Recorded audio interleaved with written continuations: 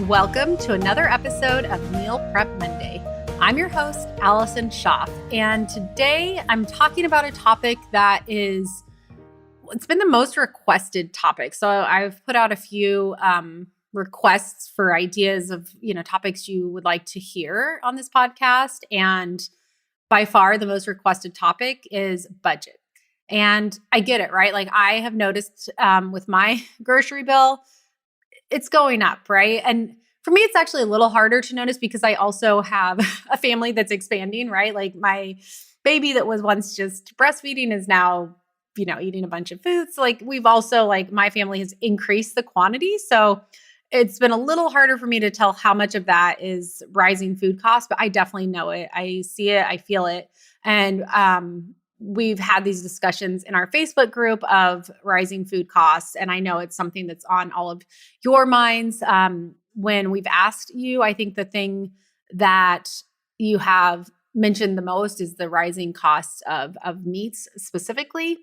So today I'm going to start actually part one of a two-part series. So I went back and forth on which topic to talk about first versus second.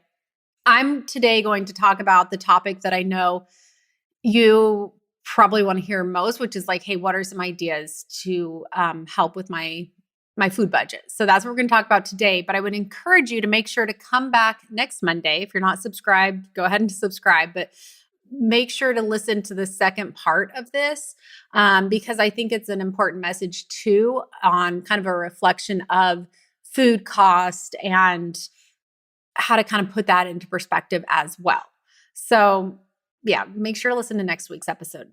But today I am going to give some ideas on budgeting. I will say too, this is something that at Prep Dish with our meal plans, we have definitely for the year 2022, we have heard that all of you are, thinking more about budget. So we have looked at all of our plans as we're creating them and been very intentional of how can we make this plan more budget friendly. And the main way that we are helping with that is by giving substitution options, right? And that's something you can do yourself too. But here, maybe we're calling for a steak, but you could sub it instead of having steak, have burgers, use ground meat and have burgers instead.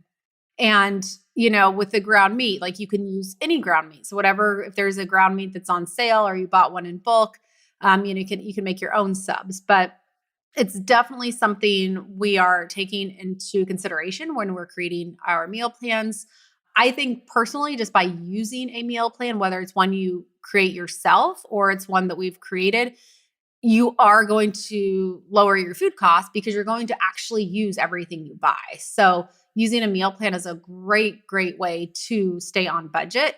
If you have not tried the Prep Dish plans, you can go to prepdish.com/MPM. That's short for Meal Prep Monday, to try out our plans and see how that impacts your budget. We definitely hear from people that by using our meal plans, they save money just because they are using everything they purchase, especially if you are eating out or relying on convenience foods. Eating at home is a huge way to, help your food budget, right? And I think sometimes people forget to take that into account. They start, using a meal plan and they're instead of eating out 3 days a week, they're only eating out 1 day a week. And they're like, well, my groceries budget went up by, $50. Well, if you're saving out, 2 or 3 dinners out, then you're making up for the increase that you saw in the groceries you're spending. So that's something to keep in mind too. If you are, eating more at home, that is offsetting those meals out, and that can be very significant. So I think decreasing meals out is a really good way to help with your food budget overall.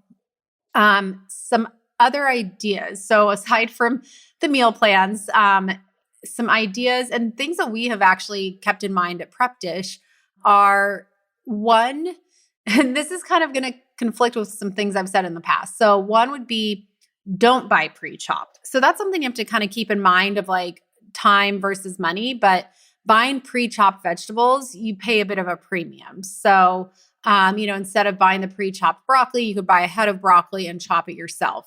there you have to decide like what makes sense for you. What season of life are you in? Should you buy the pre-chopped or not? But that would be one way to save.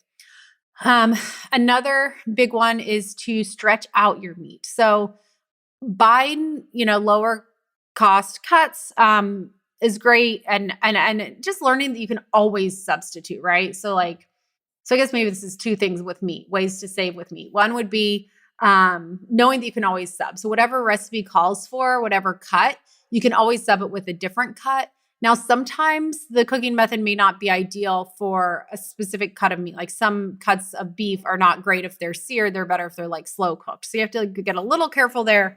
But things like, ground bison versus ground beef versus ground lamb, those are pretty interchangeable. So learning to make, savvy substitutions. And then the second part of meat would be to stretch it out further. So ways you can do this, beans are a great way to stretch out your meat further. So say you're making ground meat for tacos, do half meat and half black beans, especially if you buy those beans in bulk, which I'll get to in a minute. Stretching out meat with other vegetables. So I'll shred up, and this is just a good way to increase the vegetable intake in your diet, but like shredded zucchini, I'll add that into a pasta sauce, or shredded carrots or onions or mushrooms, all of those things.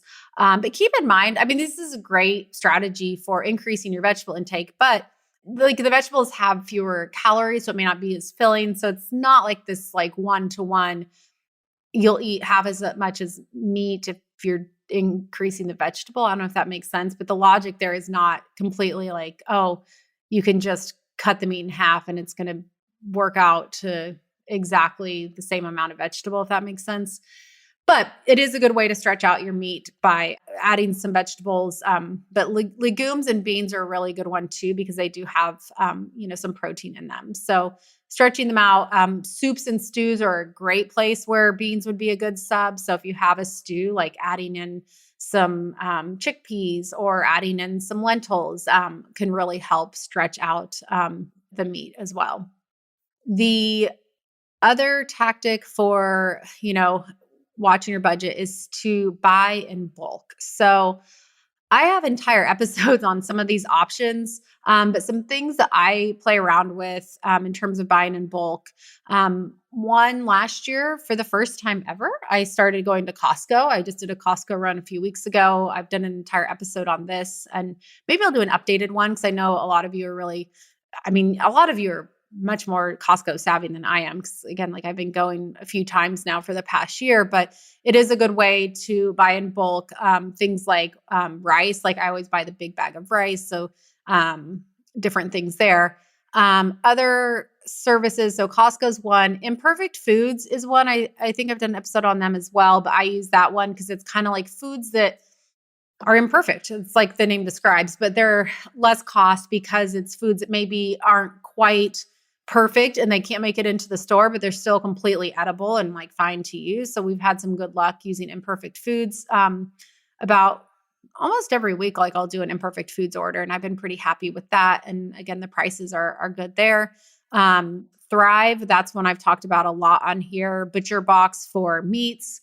All of those services can help you be a little more intentional about your purchasing and buying things in bulk. Another strategy would be to buy a whole or portion of a cow, so you can have a lot of beef in your freezer. This is something I've done in the past, but not recently, but that can really help, bring down the cost if you have a deep freeze that you can put it in. And then, so those are the services that I would look at, and there's other ones out there. Those are just the ones that I personally use. And then in terms of what to buy in bulk, so there are some that I find really give you a lot of bang for their buck. Teas. So if you're a tea drinker, not using bagged teas and buying a big bulk of tea. So I drink Tulsi tea every morning.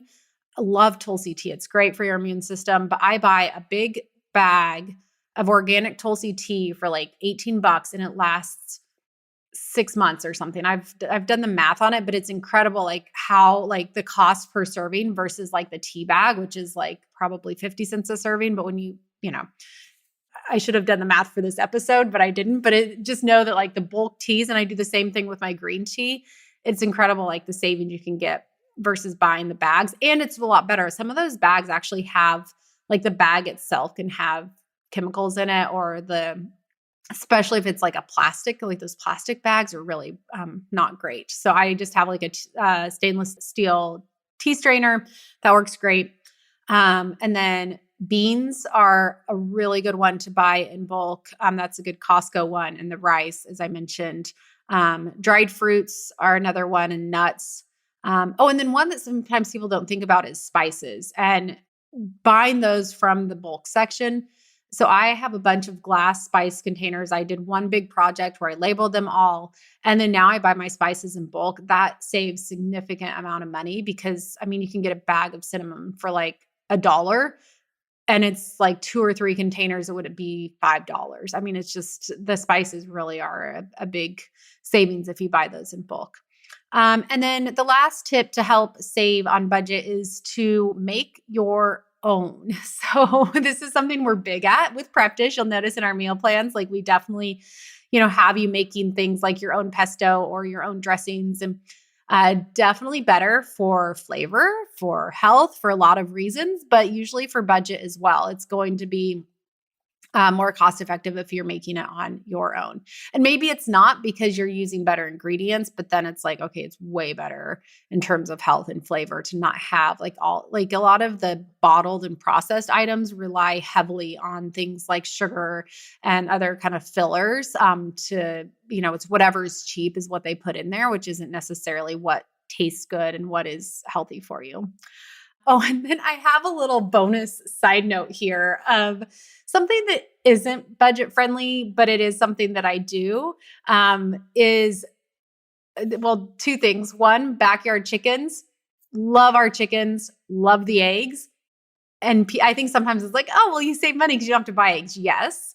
And chickens are a big investment. So we have an episode on this, highly recommend getting chickens. I love them.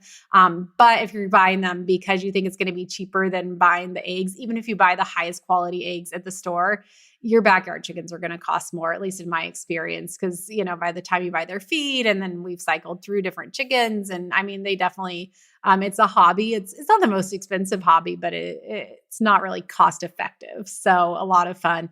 And the same for bees. We have bees. Again, we've done an episode on that. The honey is amazing, but by far the most expensive honey we've ever bought and the most expensive eggs we've ever, paid for are the ones that come out of our backyard. So I recommend both of those as hobbies, but don't think that you're going to be doing those. And I'm sure maybe there are people out there that can make it make sense from a budgetary standpoint. We are not those people. It definitely ends up taking a little more money than you're saving, but both fun hobbies to have. Okay, so that is this week's episode. Again, make sure you tune in next week, because while I do think it's important to pay attention to food budget, right? Like food budget can be a big portion of your overall household budget, and there are ways to be smarter with it. Again, number one, is to have a plan and, use all of the food that you're purchasing. If you are not meal planning on your own and you want to see how we do it, you can go to prepdish.com/MPM, short for Meal Prep Monday, to sign up for our free trial. You can also get a free meal plan just by texting the number 33777 and text the word meal prep, all one word, lowercase. Again, the number 33777 and the word meal prep, and we'll send you a plan so you can try it out and see how that looks, and compare it, see what the budget is for kind of a week's worth of meals. And one more thing, a quick reminder that if you have not subscribed, go ahead and do that. And if you are a longtime listener and you have never left a rating and review, if you could take a few minutes today and do that, I would really appreciate you doing that. It just helps the podcast get out there and to find more people. Okay, that's all I have for next week. I will be back again next Monday.